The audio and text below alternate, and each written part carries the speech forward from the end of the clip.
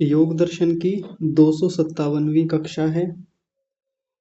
योग दर्शन में दूसरा पाद साधन पाद हम पढ़ रहे हैं और इसमें जो पिछली कक्षा हमारी हुई थी उसमें 39वां सूत्र पूरा कर लिया था। 39वां सूत्र अपरिग्रह को लेकर है। जब अपरिग्रह में किसी योगी की प्रतिष्ठा हो जाती है तो उसको क्या सिद्धि होती है, तो उसके विषय में बताया अपरिग्रह स्थैर्ये जन्म कथनता संबोधः।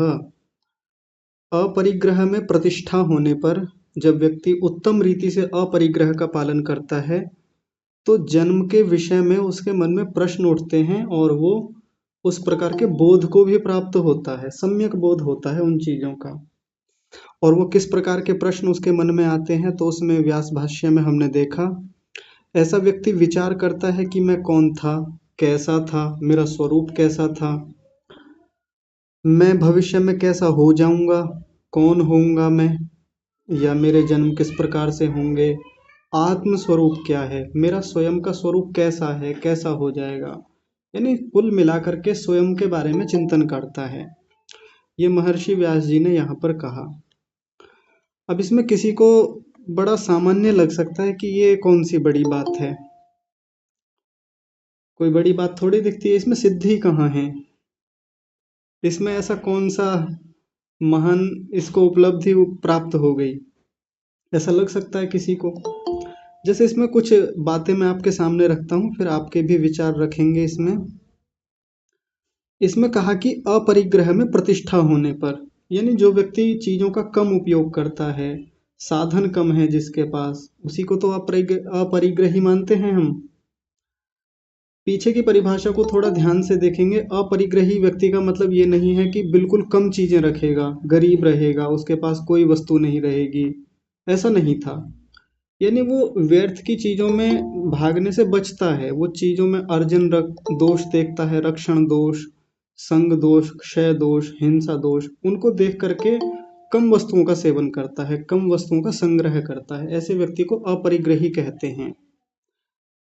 अब एक बड़ी महत्वपूर्ण बात है, जैसे मान लीजिए हम किसी शहर में रहने वाले बहुत गरीब बस्ती में जाएं, जहाँ बहुत दरिद्र लोग रहते हैं, जिनके पास ठीक से एक समय का भोजन करने के लिए भी सुविधाएं साधन नहीं हैं।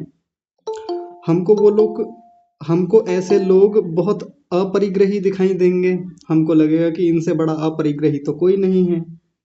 और वहीं दूसरी ओर शहर के वो बड़े लोग, धनाढ्य लोग, जिनकी संपत्ति करोड़ों में है, अरबों में है, कितनी संपत्ति है उनको कई बार खुद पता नहीं होता, तो हमको क्या लगेगा कि ये जो दरिद्र लोग हैं, जो झोपड़ियों में रहते हैं, झुग्गियों में रहते हैं, ये अपरिग्रही हैं, इनके जीवन में साधन कम हैं, तो इनके मन में तो ऐसे खूब प्रश्न बनते होंगे, मैं कौन हूँ, मैं कैसा हूँ, मैं पिछले जन्मों में क्या था, या मैं भविष्य में क्या हो जाऊंगा, मेरा जन्म कैसा होगा, क्यों जीवन मिला, मनुष्य जन्म क्यों हुआ।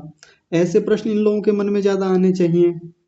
और जो लोग धनाढ्य हैं, जो लोग बहुत अमीर हैं, उनके मन में तो ये प्रश्न बिल्कुल नहीं आएगा, क्योंकि उनके पास तो धन बहुत है। वो बल्कि अपरिग्रह का पालन छोड़िए, वो तो अपरिग्रह का भयंकर उल्लंघन कर रहे हैं। वो लोग दिन रात ये कमा लूं, ये इकट्ठा कर लूं, नई गाड़ी आ रही है ये ठीक है, नया आईफोन आ रहा है तो इसका ये लेटेस्ट वर्जन मुझे चाहिए, ये भी चाहिए, ये भी ले लूं, ये भी ले लूं, इकट्ठा करने में लगे हुए हैं। तो समाज में बड़ी अजीब सी स्थिति हमको देखने में आती है।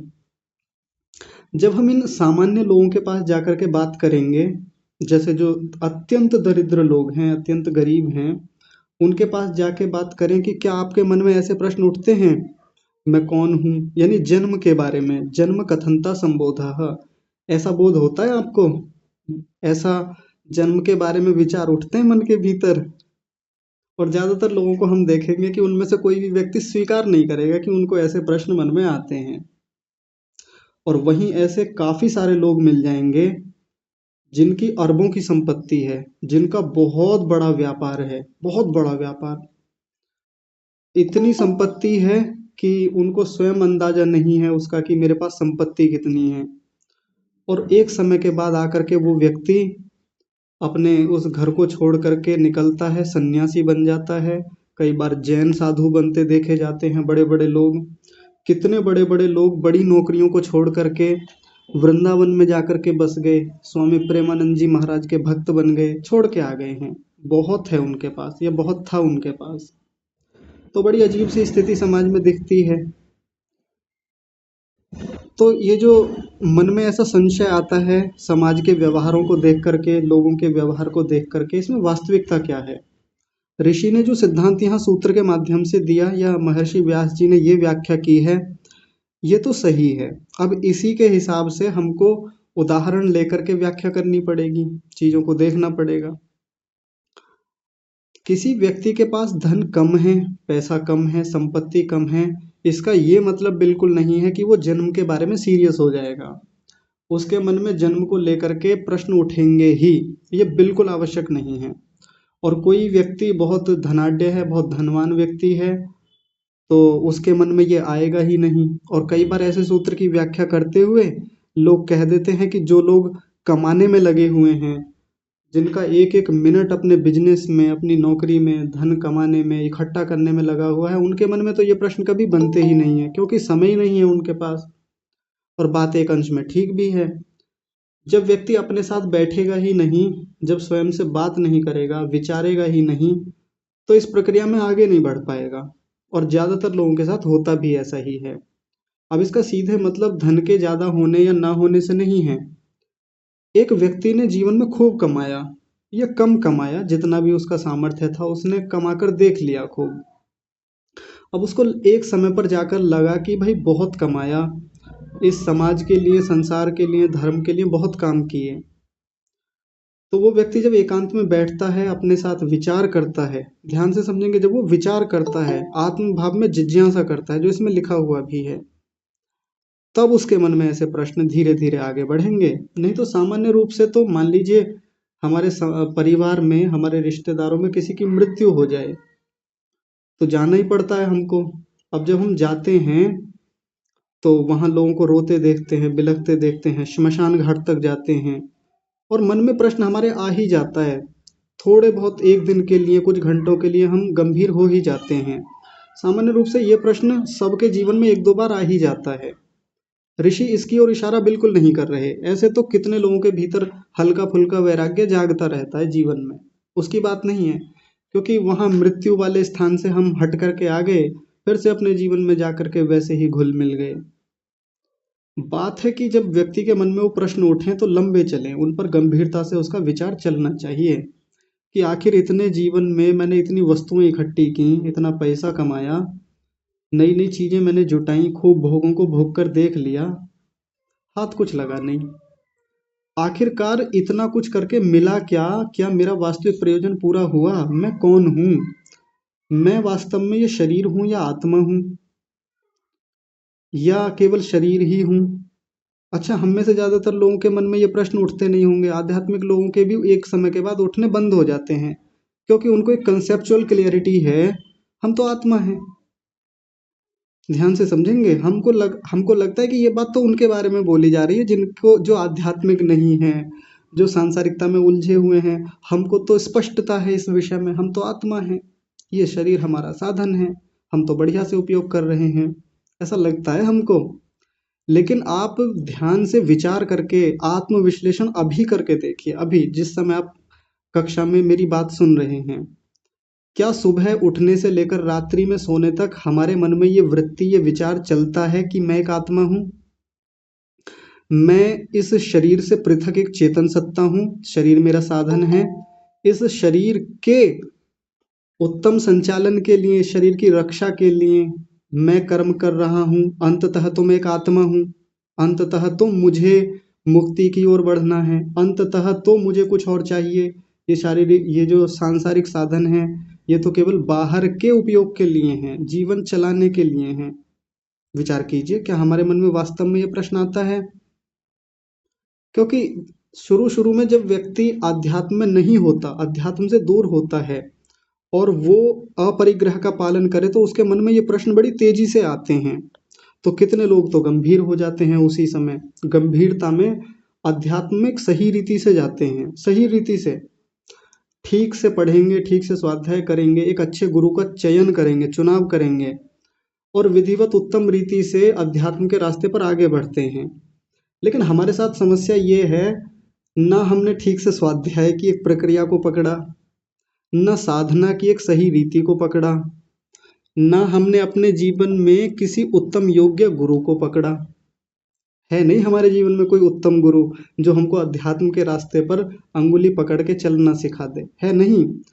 क्योंकि बचपन से हम स्वाभाविक रूप से आध्यात्मिक हैं, हमें सामाजिक परिवेश में, पारिवारिक परिवेश में अध्यात्म मिला है हमको। अब वो कैसा अध्यात्म है, वास्तविक अध्यात्म है कि केवल नाम का अध्यात्म मिला है, ये एक विचारणीय बात है।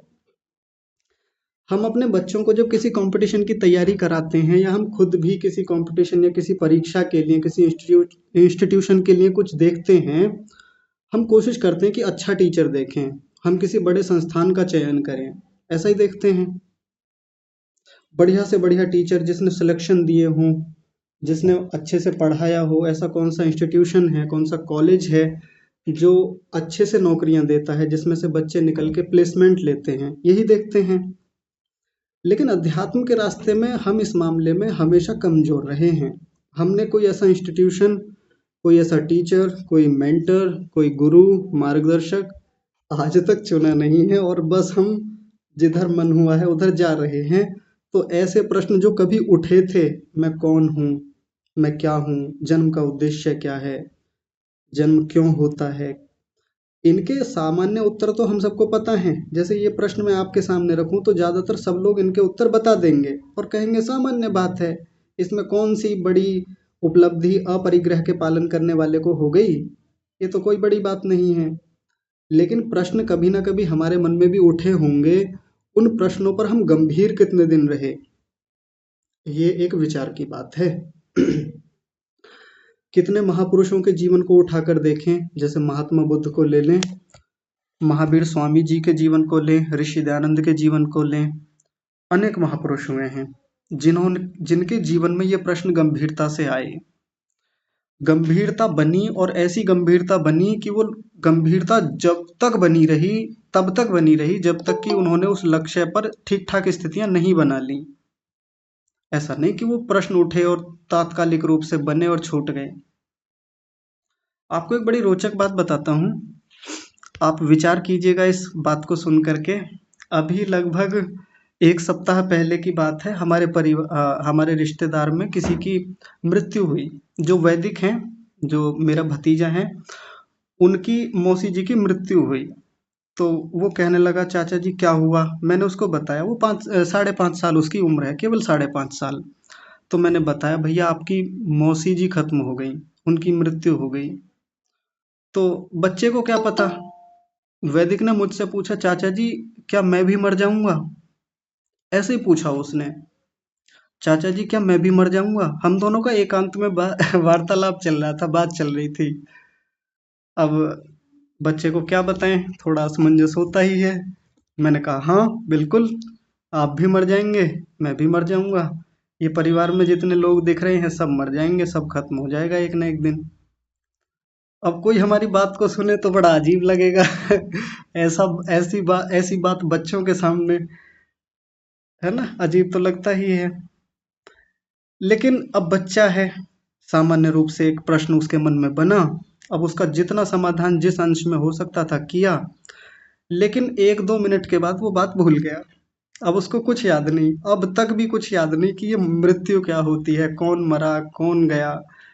एक गांव में भी किसी न किसी की मृत्यु होती रहती है, कुछ ना कुछ बात होती है, एक बार वो पूछ लेता है कभी क्या हुआ, बता दिया, कहानी खत्म। वहीं तक सीमित, वहीं तक गंभीरता रहती है। जितना ज्ञान का स्तर, जितनी जिज्ञासा का स्तर, उतनी ही गंभीरता। और जैसे ही ज्ञान का स्तर कम हुआ, गंभीरता कम होती है, व्यक्ति उस पर विचार कम कर पाता है।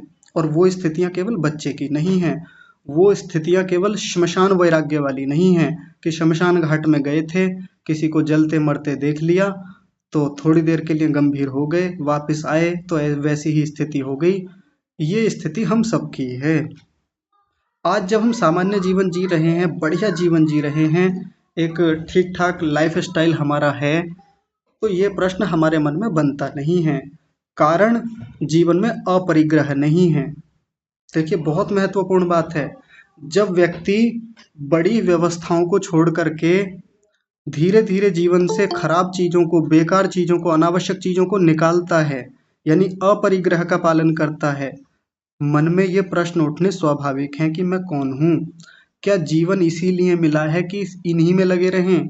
क्या जीवन इन्हीं में लगा रहा इसीलिए मिला है कि शादी पार्टियों इनमें सब में घूमते रहो, बस आज इसके लिए कमाना है, आज उसके लिए कमाना है, अब उसको देना है, अब उसको भी तो करना है, वहां भी करना है, इन्हीं के लिए क्या जीवन रह गया है?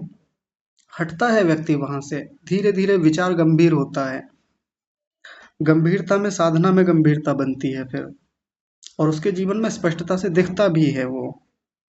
अब हम अपना अपना विचार करके देखेंगे, अंततः तो अपना ही विचार करना है। फिर जो मैंने शुरू में उदाहरण दिया कि झुग्गी झोपड़ी वालों का उदाहरण लें, बहुत धनाढ्य लोग जो हैं उनका उदाहरण लें, तो उनके जीवन में देखना चाहिए। जब हम बाहर के संसार को देखेंगे तो चीज़ें समझ में आती हैं कि कैसे ये सिद्धांत काम करते हैं, सिद्धांतों की व्यवहारिकता क्या है, क्या ऋषि ने वैसे ही ये बातें लिखती हैं, समाज में दिखती भी हैं।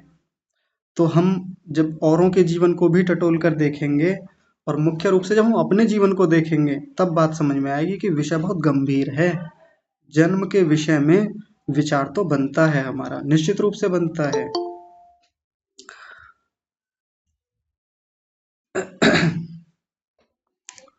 तो ये व्यास भाष्य पूरा हो गया था।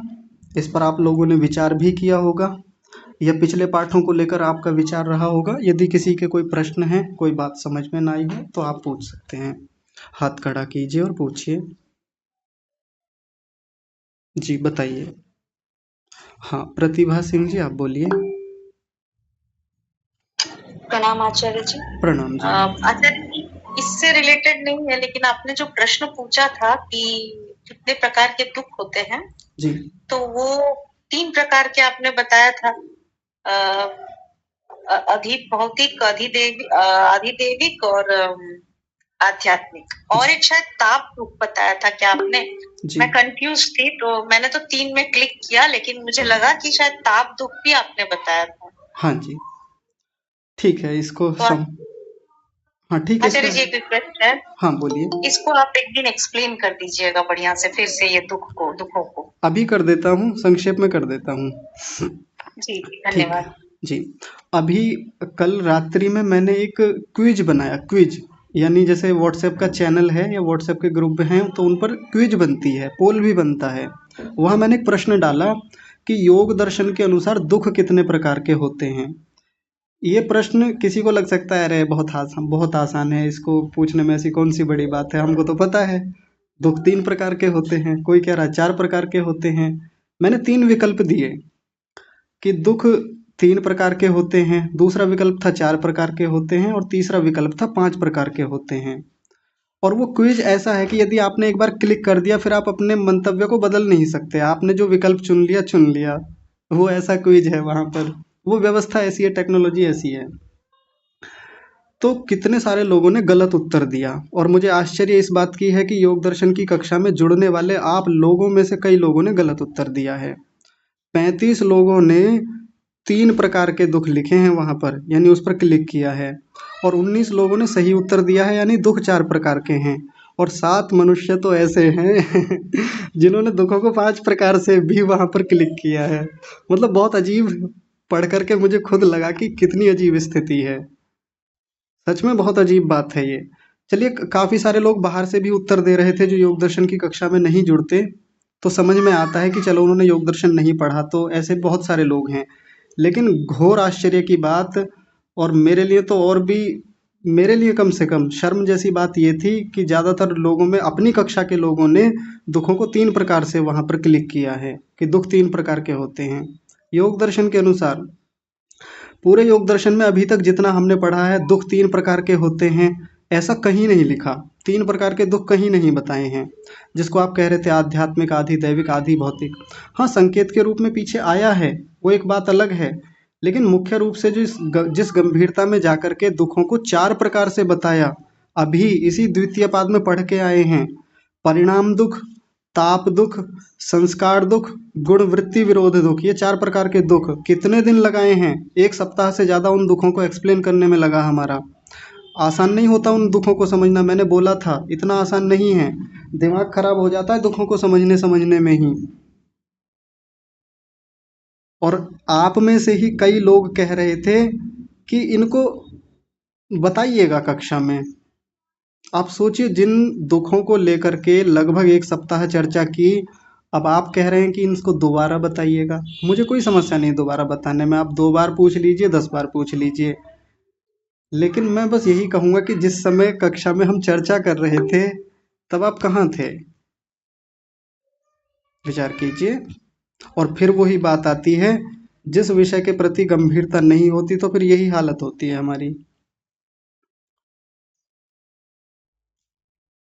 ठीक है, तो आप प्लेलिस्ट में जाकर पीछे देखेंगे, योग दर्शन खोल के देखेंगे, जिस पर शायद धूल जम रही होगी, या हो सकता है कहीं कीड़े लग गए हों छोटे मोटे, तो आप देखेंगे तो उसमें से कई कीड़े बाहर निकलेंगे, धूल भी बाहर निकलेगी, और आपको समझ में आएगा कि योग दर्शन में द्वितीय पाद में ही दुखों का वर्णन है, शुरू में ही। ठीक है, मेरी बात थोड़ी सी बुरी लग सकती है, और बुरी लगने के लिए ही बोली है, ताकि बुरी लगे और आप विचार करें उस विषय पर। ठीक है जी, तो आपको विशेष रूप से नहीं कह रहा हूँ, अभी जो प्रतिभा सिंह जी कह रहे थे, केवल आपके लिए बात नहीं, कई लोगों ने ऐसा ही कहा है कि इसको बताइएगा। मैंने तो मैंने काफी जी उसको एक्सपीरियंस काफी 2-3 बार पढ़ के देखा है। अभी तो एक ही समझ में आया, परिणाम दुख क्या है। हाँ जी, और समस्या पता है क्या है? समस्या वो ही है, मैं हर कक्षा के बाद, हर विषय पूर्ण करने के बाद आपसे कहता हूँ, रोजाना कक्षा में आकर के, पिछले पाठ में से किसी का कोई प्रश्न है तो धूमधाम से पूछिए, निसंकोच होकर पूछिए, खूब पूछिए। लेकिन जिस समय पूछने के लिए कहता हूँ तब आप पूछते नहीं हैं, और बाद में कहते हैं ये विषय समझ में नहीं आया था जी उस समय, ये हमको तो एक ही समझ में आया, उसमें से हमें तो बस इतना सा समझ में आया था। तो जब यहाँ एक व्यक्ति बैठा है, आपके लिए तैयार करके लेके आता है पीपीटी, बिना पीपीटी के ये विषय समझना महाभारत होगा आपके लिए। कितने लोग केवल ऐसे ही गूगल मीट पे बैठ करके पढ़ाते हैं। बहुत चैलेंज रहता है उन लोगों के लिए कि कैसे सामने विषय को बिना स्क्रीन साझा किए कैसे पढ़ाया जाए। यहाँ एक एक शब्द को खोल के बताते हैं, संधि विच्छेद करके बताते हैं, उदाहरणों के माध्यम से, चित्रों के माध्यम से, सब तरीके से समझाने के पूरे प्रयास हैं। उसके बाद भी ये स्थिति है। मैं सबको नहीं कह रहा हूँ, जो लोग अच्छे से पढ़ते हैं, ध्यान देते हैं, तो उनके लिए तो खूब धन्यवाद है, खूब सारा साधुवाद है। पर यहाँ तक आने के बाद भी यदि ये हालत है ना, तो फिर विचार करने की आवश्यकता आपको है। ठीक है जी, चलिए बड़े भैया आप बताइए आगे। सर नमस्ते चार्य जी। नमस्ते जी। जी मेरा प्रश्न ये इस विषय को लेकर ये थोड़ा सा संबंधित है इससे। हाँ जी। कि मैं जो इस समय बोल रहा हूँ और मेरी आप तक जो वाणी जा रही है, जो आवाज जा रही है, ये किसकी, ये वाणी किसकी है? ये मन की है कि आत्मा की है? कौन बोल रहा है इस समय? काफी विचार विमर्श किया मैंने उसके बारे में भी, और विचार भी किया जी। तो पहले मैं आपसे जानना चाहता हूँ, फिर जो भी होगा समझने। ठीक है, आप एक बात मुझे बताइए, जैसे मान लीजिए आपके पास ये फ़ोन है, प्रातःकाल आप भजन सुनते हैं, तो भजन चला जैसे ही भजन आप अपने मान लीजिए फाइल मैनेजर में गए, वहाँ जा कर के आपने म्यूजिक वाला फ़ोल्डर खोला, म्यूजिक वाला फ़ोल्डर खोल के जो शुरू में सबसे पहला भजन आया, आपने जब वो चला कर के छोड़ दिया और आप अपने काम में लग गए, बस मुझे इतना बता दीजिए, वो जो आवाज़ आ रही है वो किसकी आवाज़ आ रही है? वो फ़ोन की आवाज़ है, फ़ोन के स्पीकर की आवाज़ है, फाइल मैनेजर की आवाज़ है, या फाइल मैनेजर में जो म्यूजिक फ़ोल्डर है उसकी आवाज़ है, या उसमें जो सॉन्ग प्ले हो रहा है वो उसकी आवाज़ है, या जो फ़ोन के भीतर इंटरनल मेमोरी में जो डेटा है, जो सुरक्षित बिट्स हैं, उनकी आवाज़ है? आप बताइए स्पष्ट किसकी आवाज़ है? जी वो लास्ट वाला पॉइंट ही सही है, यांत्रिकी है वो, फिर से जो इकट्ठा किया गया डाटा उसी की है वो। देख ली, अच्छा, तो फिर फोन की आवाज नहीं है वो?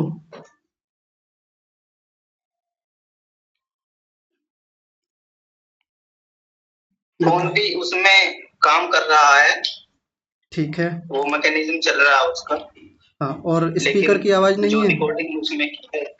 हाँ ठीक है, स्पीकर की आवाज नहीं है ये? जी स्पीकर की भी है। ठीक है, तो उत्तर तो कई सारे आ गए, फिर मैं किसको ठीक मानूं? आप एक उत्तर बताइए इसमें से, केवल एक, किसकी है जिसको आप सबसे ठीक मानते हैं?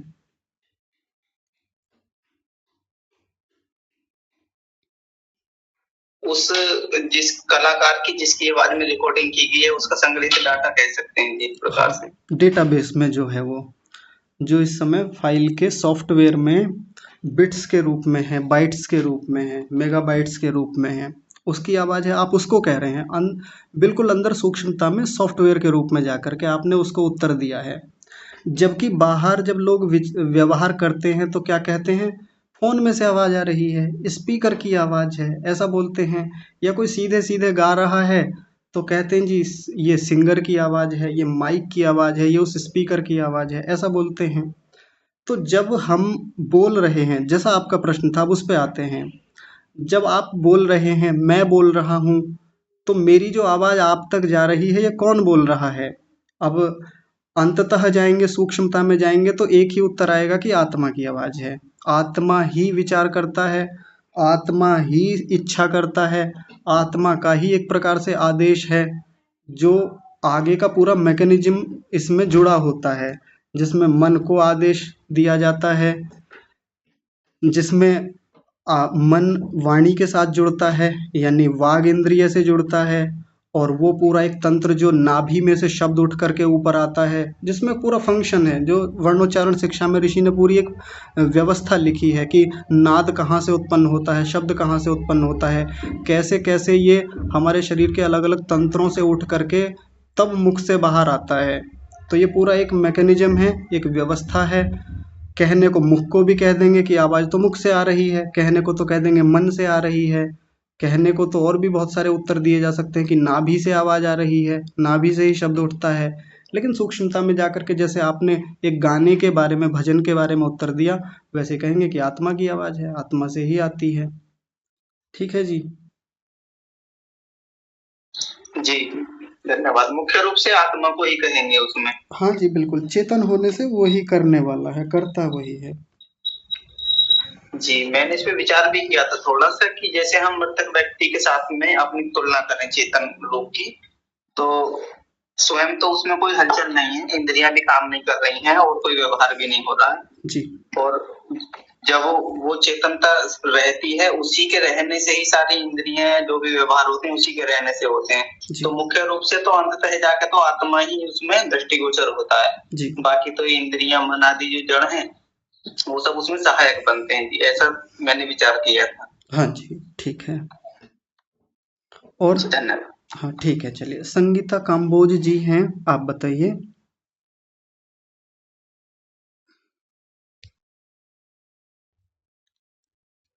संगीता काम्बोज जी।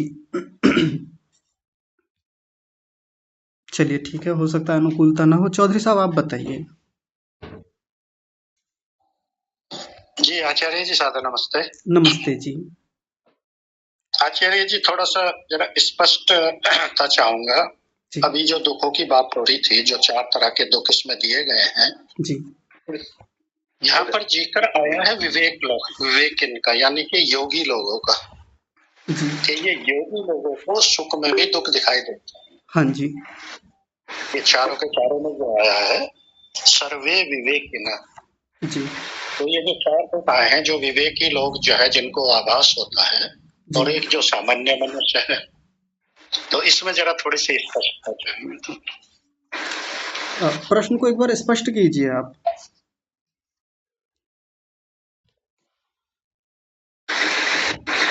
जी, आवाज आ रही है मेरी? ओम। जी आचार्य जी आवाज आ रही? हाँ जी, अभी आ रही है। प्रश्न आपका स्पष्ट नहीं हुआ, अंत में आपने क्या बोला था? दोबारा से दौर नहीं, बस अंतिम भाग बता दीजिए। अंतिम भाग आचार्य जी यही था कि विवेकी लोग यानी कि योगी लोगों में और एक सामान्य जैसे हम हैं, जी हम लोगों में जो ये 4 तरह के दुख हैं, तो ये दोनों में 4 ही तरह के होंगे या केवल विवेकी लोगों में, योगी लोगों को ही ये 4 तरह के दुख अनुभव होंगे? हम सामान्य लोगों को ये 4 तरह के दुख अनुभव नहीं होंगे? जी जी ठीक है। देखिए दुख तो सभी को होंगे। जब ऋषि ने 4 प्रकार के दुख बताए तो दुखों का सामना तो हर व्यक्ति करता है, सामान्य व्यक्ति हो, विवेकी हो, योगी हो, कोई भी हो। लेकिन इनको देख केवल योगी पाता है। इनकी गहराई में इनको समझ पाने की क्षमता जो है वो केवल योगी के पास है। सामान्य व्यक्ति होते हुए भी देख नहीं पाता। कैसे? तो परिणाम दुख को ले लीजिए। परिणाम दुख का मतलब सीधा सा सामान्य सा ये है कि जीवन में बहुत सारे भोगों को भोगा, बहुत सारे सुखों को लिया हमने। अंततः परिणाम में क्या मिला? इंद्रियां ही कमजोर हुई, शरीर ही दुर्बल हुआ, लेकिन जो मिलना था वो मिला नहीं परिणाम में। दुख ही आखिरकार मिला हमको। सब कुछ भोग करके भी, सुखों को सब प्रकार से जुटा करके देख लिया, अंततः दुख ही मिला। ये दुख तो सामान्य व्यक्ति को भी मिलता है, योगी को भी मिलता है, लेकिन इसकी सूक्ष्मता में, इसकी गंभीरता में केवल योगी जा पाता है। इस पर विचार करना कि भाई मैंने इतने सारे सुखों को भोगा, मैंने अच्छी से अच्छी चीजें खा करके देख ली, अच्छी से अच्छी जगहों पर घूम लिया, खूब महंगी से महंगी वस्तुएं मैंने रखी, उनका भोग किया, उपभोग किया, अंततः कहीं से कुछ भी हासिल हुआ नहीं, बल्कि उनमें जुड़ने से मेरे भीतर राग की स्थिति बनी, उनसे एक जुड़ाव बना, किसी से मेरा द्वेष बना। इस प्रकार की एक परिणाम के रूप में खराब ही चीजें मेरे सामने आई हैं। ये परिणाम दुख कहा जाता है। होता सबको है, सबको भोगना होता है, सब झेलते हैं इस दुख को।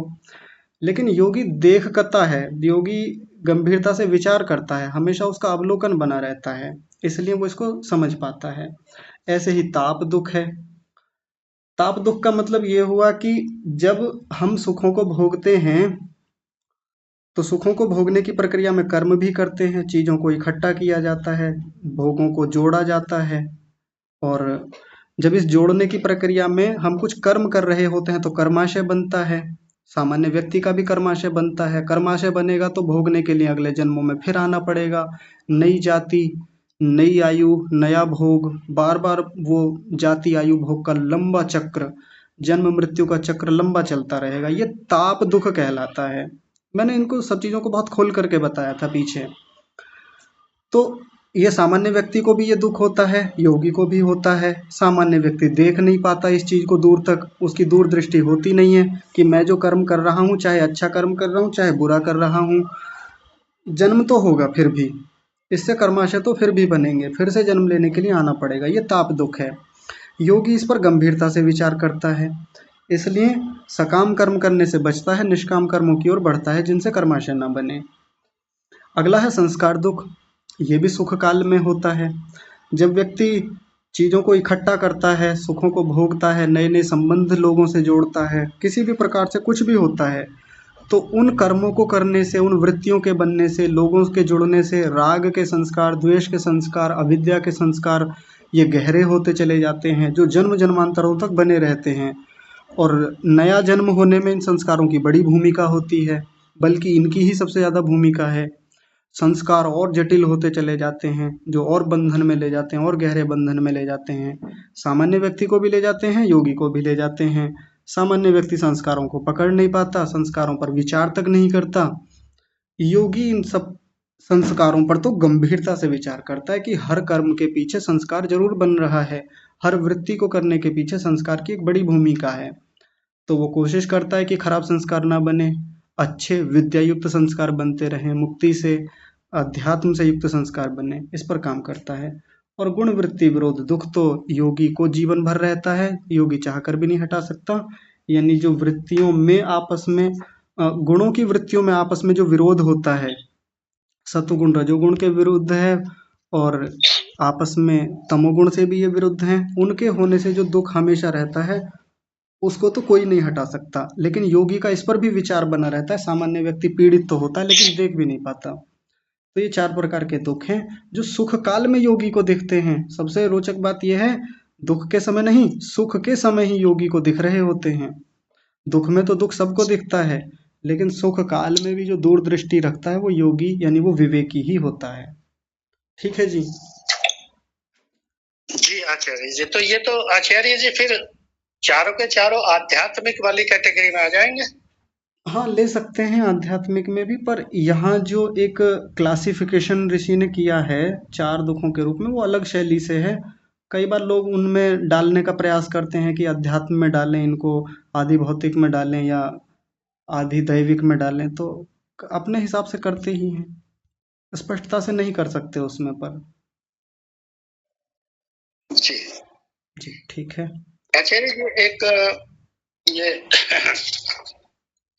38वें सूत्र में है जी जो स्वामी सतपति जी ने अपने टीका में किया है जी कि ब्रह्मलोक में जहाँ सर्वानंद स्वरूप परमात्मा वास करते हैं, जी तो उस लोक में भी अनेक सुखों को प्राप्त होता है। तो ये ब्रह्मलोक कहाँ पर हुआ? ब्रह्मलोक का मतलब मुक्ति के बाद जब परमात्मा के सानिध्य में जीवात्मा रहता है, उसी की बात कर रहे हैं। ऐसा लोक यानी स्थान विशेष की बात नहीं कर रहे कि कोई स्थान विशेष है वहाँ पर परमात्मा बैठता है, तो जहाँ तक उसका वहाँ शासन है वो ब्रह्मलोक है। ब्रह्मलोक का मतलब एक प्रकार से परमात्मा की सन्निधि को ही कहा गया है। ठीक है जी।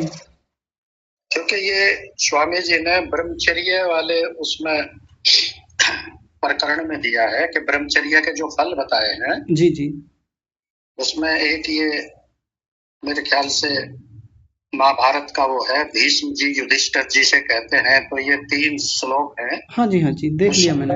एक में आया है ये, जी दूसरे वाले में। हाँ जी। और तो व्यवहार उसी भानु, के जी हाँ व्यवहार भानु में उसी ऋषि के दयानंद ने इसकी व्याख्या की है। जी हाँ जी। तो बस ब्रह्मलोक का मतलब परमात्मा से ही लेंगे कि परमात्मा के सानिध्य में जब जीवात्मा जाता है मुक्ति के बाद में, तो फिर उसी में वास करता है, यानी परमात्मा के आश्रय से रहता है, परमात्मा के आनंद में जीवात्मा रहता है, इतना समझेंगे बस। मतलब ये मोक्ष के बाद की बात है। हाँ जी हाँ जी। जी जी आचार्य जी, एक थोड़ा सा अपरिग्रह के बारे में मैं शंका है, उसको पूछ लें? हाँ जी पूछिए ना। आचार्य, इसमें जो अपरिग्रह की प्रतिष्ठा के बाद में जो इसमें वर्ण वो किया गया है जी, और फिर यही इसमें फिर योगी का आ गया कि ये योगी की ही स्थिति बताई गई है। हाँ जी। तो योगी को तो ये जो बताया गया है कि भाई अपरिग्रह के जो ये हमारे उपार्जन दोष, रक्षण दोष, अक्षय दोष, संग दोष, हिंसा दोष हैं, जी जब इनको देख के उसमें रुचि नहीं रहती, तब वो स्थिति होती है कि वो सोचता है कि भाई मैं कौन हूँ, मेरा जन्म कैसे, कौन होगा, कैसे होगा, भविष्य की भी बात बता दी कि मैं पूर्व काल में क्या था, इसमें क्या हूँ, आगे क्या होऊंगा। तो ये सारी चीजें जो योगी को पता चली, तो योगी तो जब उनको योग प्राप्त हुआ होगा, जब वो मिला होगा योग जी, तो उससे पहले तो ये सारी चीज तो उनके विचार में आ चुकी होंगी, क्योंकि ये एक ही क्वेश्चन तो एक सामान्य मनुष्य के हैं जी। तो योगी के तो ये क्वेश्चन हो नहीं सकते। योगी तो बहुत पहले इन सब चीजों को इसका ज्ञान प्राप्त कर चुका होगा। हाँ जी ठीक है। देखिए मैंने आपको पहले भी बताया था इस विषय में, याद कीजिएगा। योगी के अलग अलग स्तर होते हैं, अलग अलग स्तर हैं योगी के। एक आरंभिक योगी है जो भी अभ्यासी है, यानी आगे बढ़ने का प्रयास करता है, फिसल जाता है, गलतियां होती हैं, दोष होते हैं, फिर से ठीक करता है, फिर से अभ्यास करता है। एक मध्यम स्तर का योगी है, यानी ठीक ठाक स्थितियां हैं, बीच में गड़बड़ होती रहती है, दोष हो जाते हैं, यम नियमों का उल्लंघन हो जाता है, फिर से खड़ा होकर के बढ़ता है। पिछले वाले से इसका स्तर अच्छा है, मध्यम स्तर का योगी है। एक है उच्च स्तर का योगी जिसकी योग्यता बहुत ऊंची है, अब उसके जीवन में गलतियां, दोष, यम नियमों का उल्लंघन या कहें कि वितर्क बहुत न्यून होते हैं या होते ही नहीं हैं। तो ये जो चर्चाएं चल रही हैं, ये ज़्यादातर आरंभिक स्तर के योगी की बातें यहाँ चल रही हैं। आरंभिक स्तर के योगियों के जीवन में ऐसा होता है। पूर्ण योगी हो गया तो फिर बचा ही क्या, ये प्रश्न बचेंगे ही नहीं। बहुत उपलब्धियां उसको हो गई हैं, समाधि लग गई है, अब तो बस जीवन छूटना बाकी है और मुक्ति में जाना बाकी है।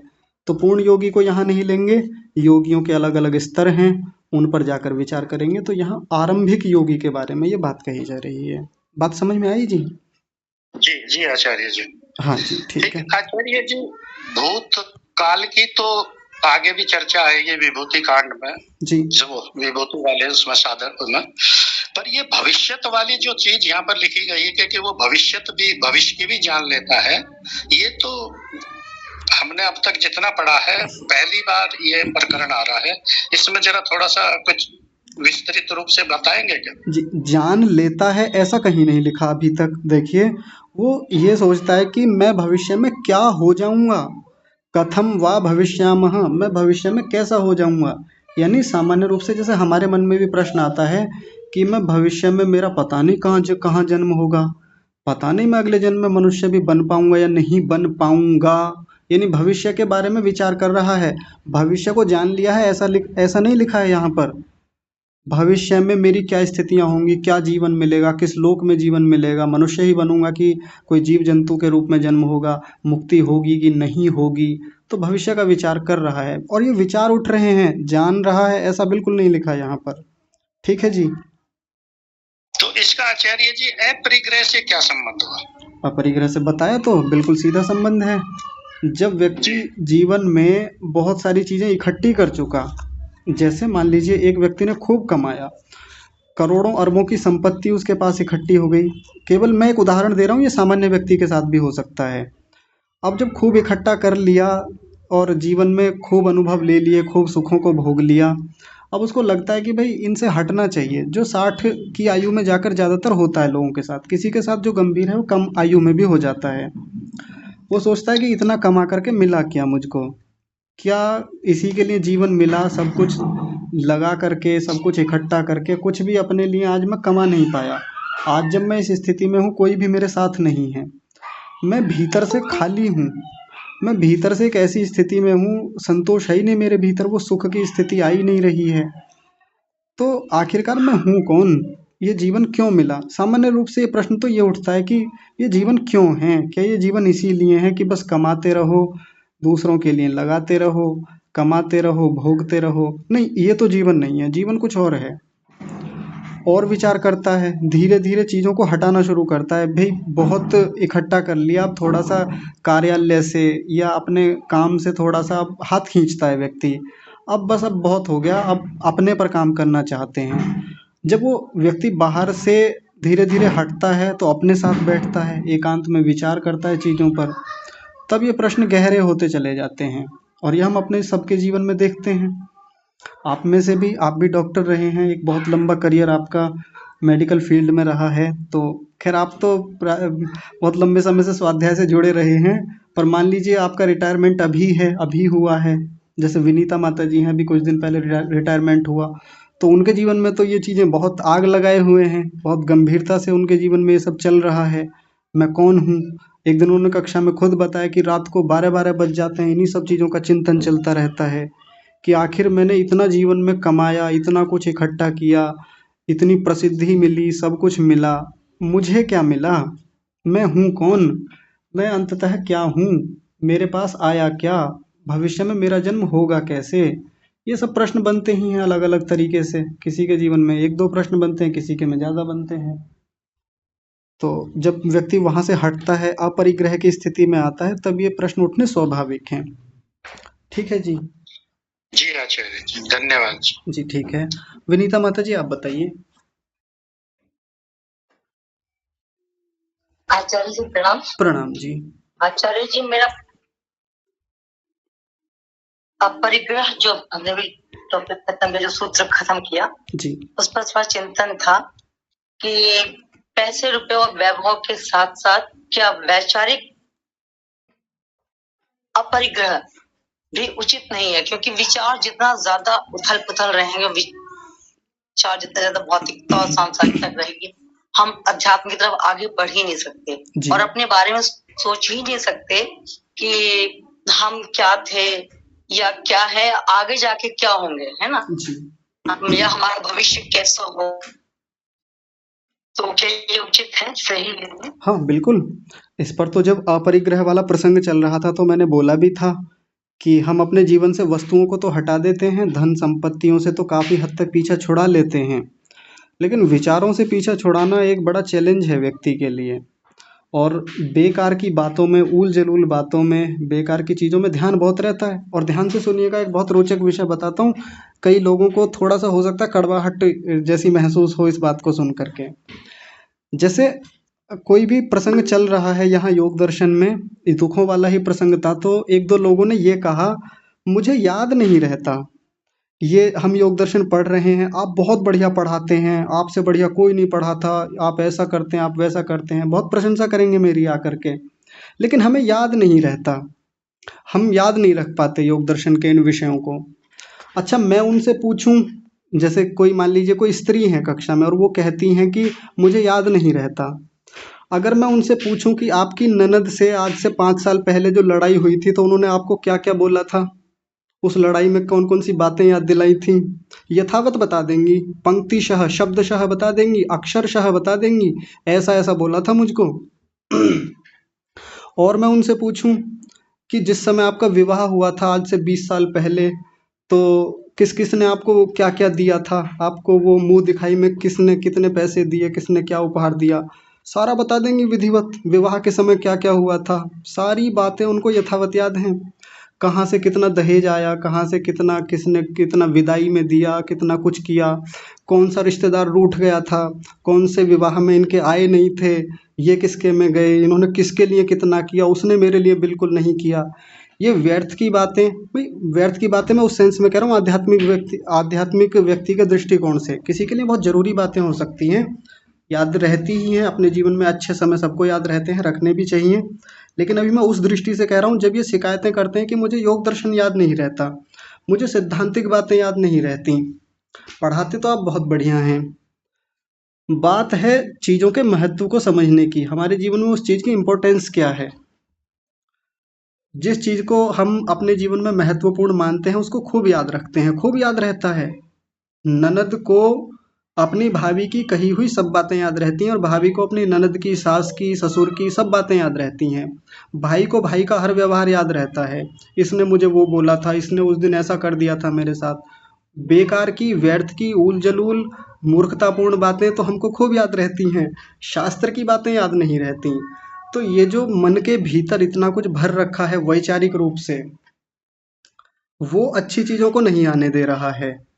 जो व्यर्थ में फोन पर इधर की उधर बातें, उधर की इधर बातें, बेकार की बातें जो हम कर रहे हैं, तो वो जा कर के कहीं तो इकट्ठा हो ही रही हैं।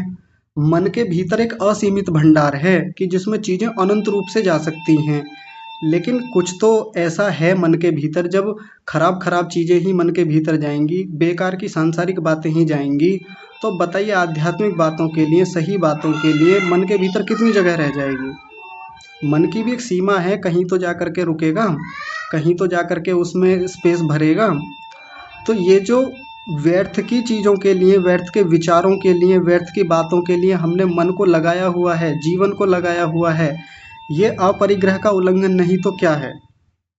बाहर से तो चीज़ें कम हैं, नहीं मेरे पास ज़्यादा नहीं है, 5 जोड़ी कपड़े हैं, 2 जोड़ी जूते रखता हूँ, सामान्य जीवन है, अपरिग्रह का बढ़िया से उल्लंघन करता हूँ, मैंने ज़्यादा जीवन में चीज़ों को जोड़ा नहीं, चीज़ों को तो नहीं जोड़ा।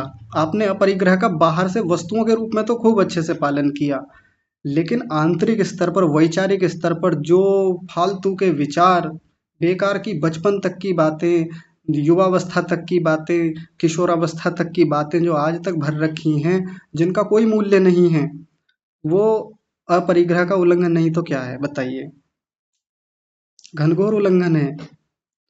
चलिए किसी को याद रहती हैं, बहुत अच्छी बात है, लेकिन परमात्मा ने एक बहुत सुंदर मैकेनिज्म हमारे भीतर बताया है कि हम भूल जाते हैं चीज़ों को। यदि सारी की सारी बातें याद रहने लगें तो जीना मुश्किल हो जाएगा हमारा। तो जो चीज़ें हमारे काम की होती नहीं है, तो भीतर से तंत्र ही ऐसा है कि हम भूल जाएंगे, समाप्त ही हो जाएंगी। पर कितनी बातों को हम बेकार में लिए बैठे हैं जी, हमारे घर में तो ये हो गया था, वो हो गया था। अब उन्हीं बातों को कोई भी रिश्तेदार आएगा उसके सामने सुनाना शुरू करेंगे, कोई भी हमारा मित्र मिल जाए उन्हीं बातों को उठा उठा करके बार बार दोहराएंगे। जैसे मैं एक व्यक्ति को जानता हूँ, नाम नहीं लूँगा, उनके घर पर जब भी जाएँ तो अपना दुखड़ा रोना शुरू। कभी सकारात्मक बात नहीं करेंगी वो, कभी ढंग की बात नहीं, कभी कोई ऐसी बात नहीं कि जिससे कुछ उन्नति हो या कुछ काम की बात, घर की उन्नति की बात, बस बेकार की बात कि मेरे साथ तो ये चल रहा है, वो आए थे, वो ये कह के गए, उन्होंने ऐसा किया, उन्होंने वैसा किया, तमाम रिश्तेदारों की बातें खोद कर ला करके रख देंगी। और ये बात केवल ऐसा नहीं कि मैं जाऊँगा तब होंगी, कोई भी उनके घर पे जाए हर बातों को, हर किसी के सामने वही बातें दोहराई जाएंगी। उनके बच्चे पक गए उनसे कि मम्मी के पास जब भी कोई आता है उन्हीं बातों को दोहराएंगी, पूरे दिन भर में उन्हीं बातों को बार बार बार बार बार बार दोहराती चली जाएंगी। तो ये जिन स्त्री का मैं उदाहरण दे रहा हूँ, ये केवल एक स्त्री की बात नहीं है, ये बहुत सारे हम अपरिग्रह का उल्लंघन करने वाले लोगों की बात भी है। बाहर से तो चीज़ों से, वस्तुओं से पीछा छुड़ा लिया, अध्यात्म की दुनिया में कूद गए, लेकिन वैचारिक स्तर पर, आंतरिक स्तर पर अभी अपरिग्रह का पालन हो नहीं रहा है। तो निकले उन सब चीज़ों से बाहर। जो काम की बातें हैं याद रखें, बेकार की बातें हैं उनमें से ध्यान हटाएंगे तो शास्त्र अपने आप उतरेगा जीवन में। शास्त्र की बातें ऐसी गहरी उतर जाएंगी कि चाहकर भी नहीं भूल पाएंगे। तो जो बहाने बनाते हैं कि याद नहीं होता, मेमोरी कमज़ोर हो गई है, हमको समझ में नहीं आता, संस्कृत समझ में नहीं आती, ये मैं तो कहता हूँ ज़्यादातर बहाने हैं। सीधी बात है, बहाने हैं। सीखने वाला किसी भी स्थिति में सीख लेता है, और जिसको जिज्ञासा है वो उम्र का बहाना भी नहीं देता। चौधरी साहब की आयु 75 वर्ष है, यदि ये बहाना देने लगे तो सबसे बढ़िया बहाना तो चौधरी साहब ही दे लेंगे। लेकिन इस उम्र में आकर भी इतना गहन चिंतन, गंभीर चिंतन, बहुत शानदार है।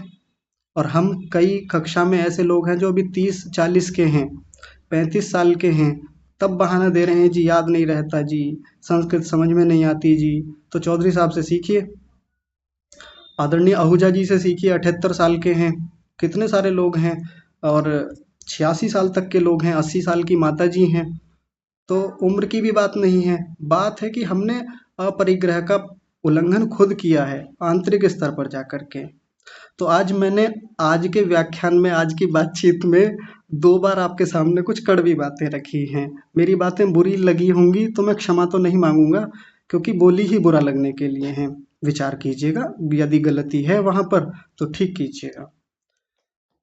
ठीक है माता जी? थैंक यू आचार्य जी, बहुत बढ़िया, बहुत बढ़िया, थैंक यू जी ठीक है।